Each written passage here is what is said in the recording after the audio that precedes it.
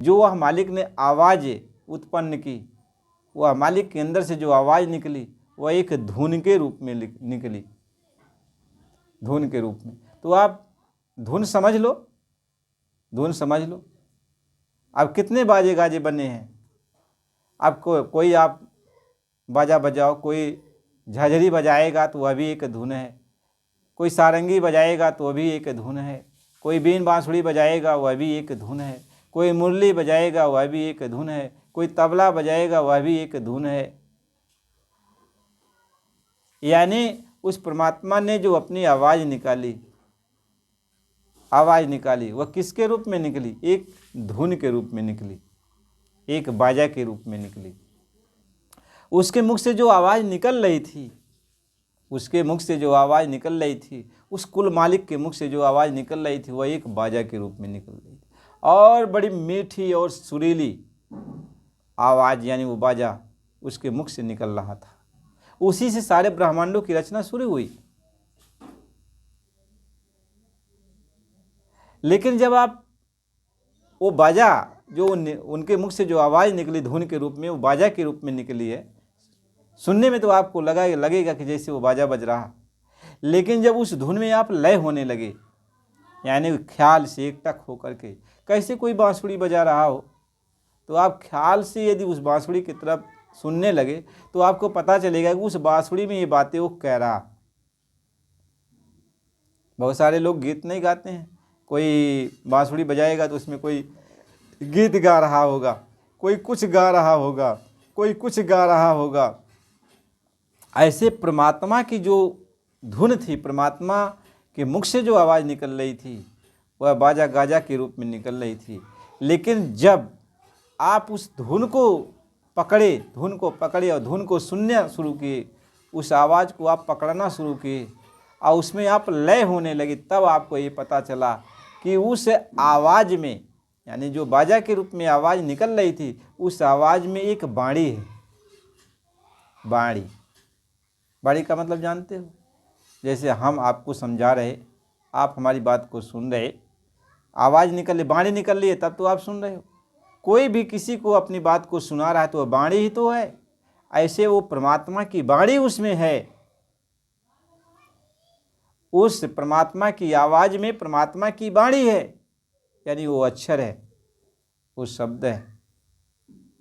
आप कहते हो कि ये बाणी कहाँ से निकली? उस परमात्मा के, उस कुल मालिक के अंदर से ही आवाज़ भी निकली और अंदर से ये बाणी भी निकली, इसलिए वो है परमात्मा की बाणी कहा गया, मालिक की बाणी कहा गया।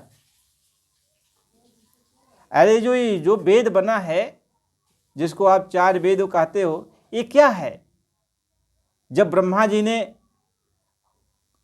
उनकी आवाज़ को सुनी तो आवाज़ में जब लय हुए, तब तो इनको ये बाणी सुनाई पड़ी कि वो परमात्मा ये बाणी बोल रहा है। 1 लाख श्लोक को बोले, 1 लाख श्लोक बोले, वही 1 लाख श्लोक 4 वेद बने हैं, जिसको ब्रह्मा जी ने कंठस्थ किया, ब्रह्मा जी ने उसको लिखा।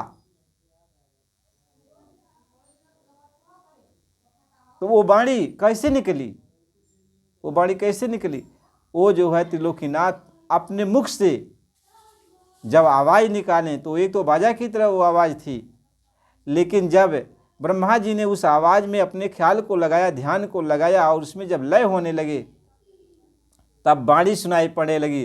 तब उस मालिक ने, तीनों लोक के मालिक ने कहा कि मेरी बात को अब सुन रहे हो? हाँ। कहें ब्रह्मा जी ने कहा हाँ। कहें समझ रहे हो? कहें हाँ। कहें अब इसको लिखो, जो मैं बोलता जाऊं उसको तुम लिखते जाओ, लिखते जाओ। तब ब्रह्मा जी ने ये 4 वेद की रचना किया।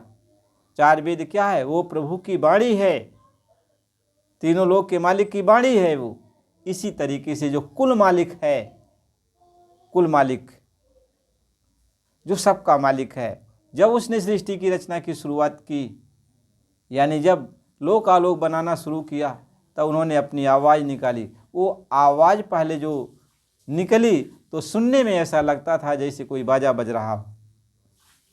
अभी बाजा कौन सा बज रहा है, ये तो संत सद्गुरु ही बताते हैं लेकिन हम आपको इशारा करते हैं कि वो बाजा बज रहा।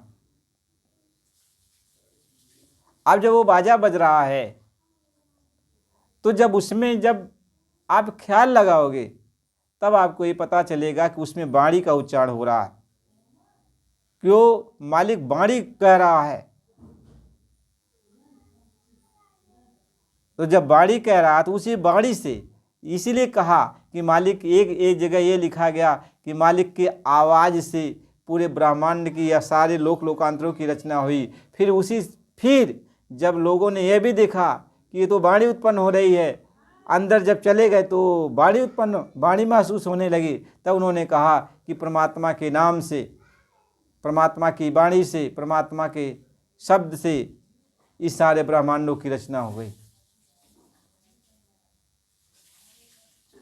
आपको ये सोचना चाहिए कि बात सब एक ही है।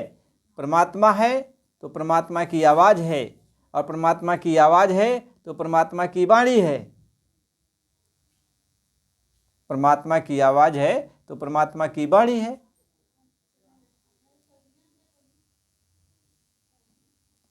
हाँ, जब तक आप वाणी को नहीं सुन पा रहे हो, वाणी में, परमात्मा की धुन में आप लय नहीं हो पा रहे हो, अपने को उसमें मिटा नहीं पा रहे हो, तब तक आपको वह जो है बाजा गाजा के रूप में सुनाई पड़ेगा। लेकिन जब उसमें लय हो जाओगे तो वाणी के रूप में सुनाई पड़ेगा, और जब वाणी में तुम लय हो जाओगे तो वाणी भी खत्म हो जाएगी, क्योंकि आप परमात्मा में विलीन हो जाओगे। ये आपकी अवस्था है। आप किस अवस्था में हो, जिस अवस्था में आप हो, आपको उसी अवस्था का वो चीज़ महसूस होता है। आप ये किताबों में खोजते हो, किताबों के बारे में आप रिसर्च करके किताबों से जो है कोई ज्ञान हल करना चाहते हो।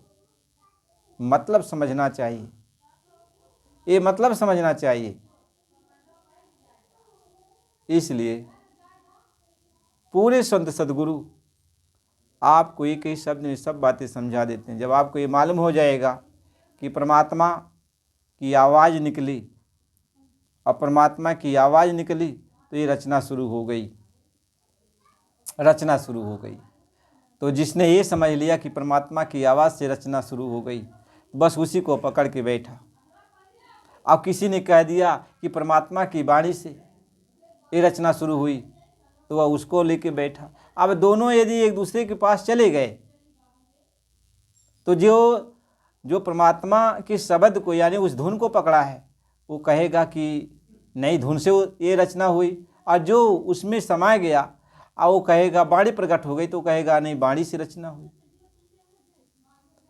तो महात्मा ये समझाते हैं, इसमें दोनों की अपनी स्टेज पर, दोनों जिस स्टेज पर पहुँचे वहाँ तक दोनों की बात सही है। तो विवाद किस चीज़ का?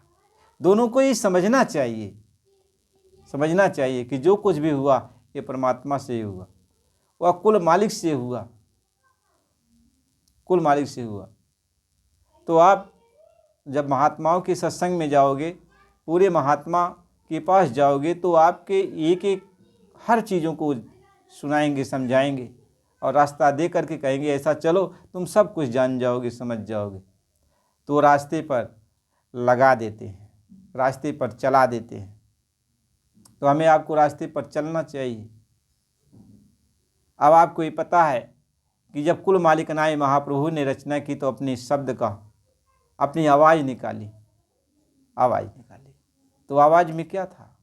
वाणी थी, वाणी थी। जब संतों ने साधना किया उस वाणी की, उस वाणी के अंदर, यानी उस आवाज़ के अंदर जब वो विलीन होने लगे, तब उनको परमात्मा की वाणी सुनाई पड़ने लगी। तो जो ऊपर के मंडल में वाणी हुई, वो कौन सा वाणी है वह यहाँ पे जो है बयान नहीं किया जा सकता। वहीं पहुँचने पर आपको समझ में आएगी वो कौन सी वाणी है, कौन से शब्द हैं। इसलिए ऊपर की जो वाणियाँ हैं वह नीचे की वाणी से मिलान नहीं हो पाता, इसलिए उसको अलग कर दिया गया कि हाँ, मतलब अगम लोक की क्या वाणी है, अलग लोक की क्या वाणी है, ऊपर के लोक की क्या वाणी है, उसको अलग कर दिया। क्यों? कि वो इतना बारीक है, इतना महीन है। कहते जो पहुँचेगा जानेगा वही, और कहानी सुनने से न्यारा है। जो वहाँ पहुँचेगा वही जानेगा। ये कहानी सुनने का विषय नहीं है। जो जितना कहानी सुनने का विषय उतना हम आपको समझा रहे हैं, महात्मा यही समझाते हैं। जितना कहा जा सकता है, सुना जा सकता है, उतना हम आपको समझा रहे। इसी तरीके से जब महाकाल प्रभु ने नीचे की जो कुछ भी विधान बनाया सृष्टि की बना, तो वो भी अपनी वाणी का ही उच्चारण किया, अपने शब्द का भी उच्चारण किया।